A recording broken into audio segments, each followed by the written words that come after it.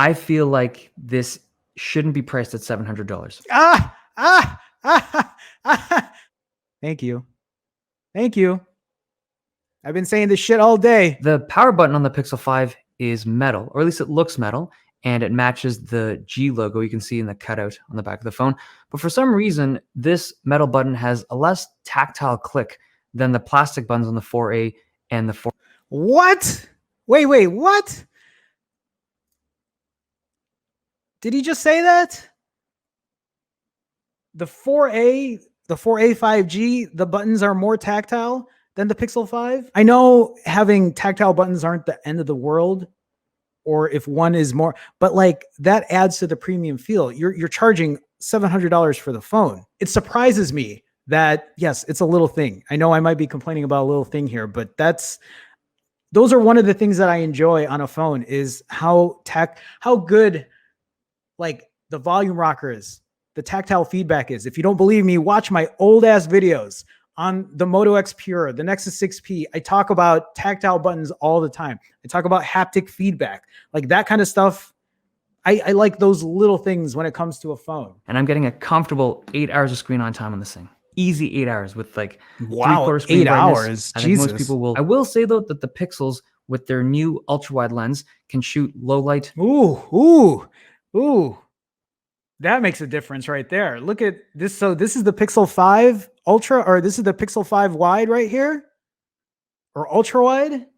Their new ultra wide lens can shoot. So this is the thing that I've been talking about as well. The camera quality on the iPhone 11 Pro, on my iPhone 11 Pro, the wide angle on there, while it's great to have a wide angle camera or an ultra wide, whatever they call it, it's not the best. I've said this many times now. The ultra wide camera on the iPhone 11 Pro, it's nice to have, but it's not perfect.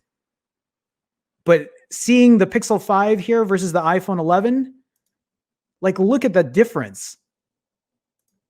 Like this is just like soft and muddled and everything is just like blurred together. Here's the thing. How much have they improved in terms of the iPhone 12's camera? Because I at least I've heard they've improved the ultra wide camera on there. Wow, I'm actually kind of shocked to see the big difference. Almost everyone else. But all the little things add up. So you're not crazy, Jerome. I agree with you. Yeah, and so this is also, I just want to point this out really quick. This is where the price of a phone, the little things on a phone depends on the person.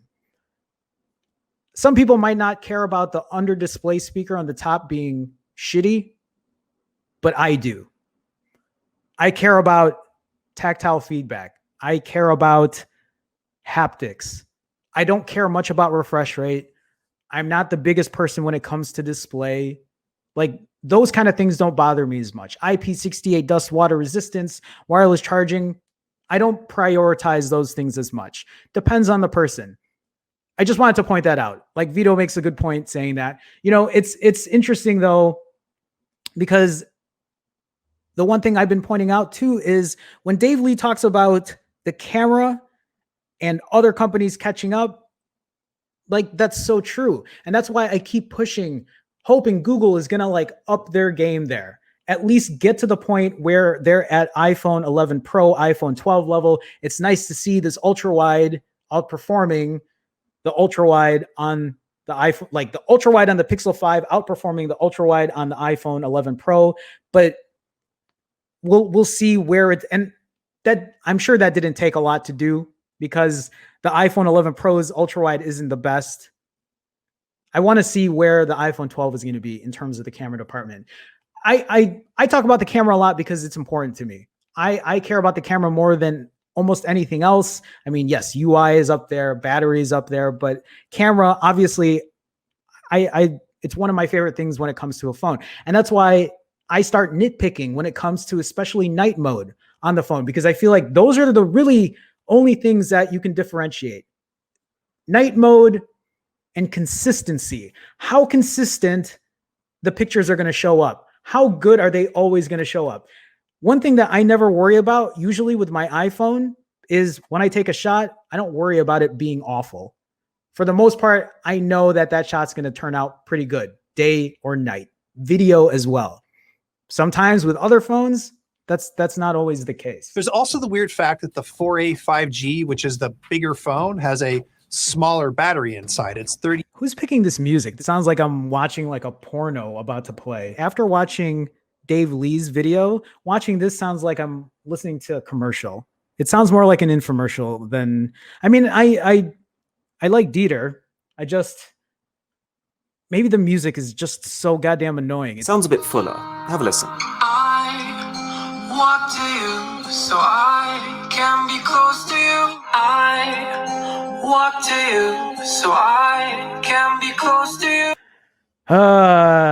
That's I mean, like I'm watching a YouTube video, listening on my headphones, and that already just sounds so much better. Can we do that again?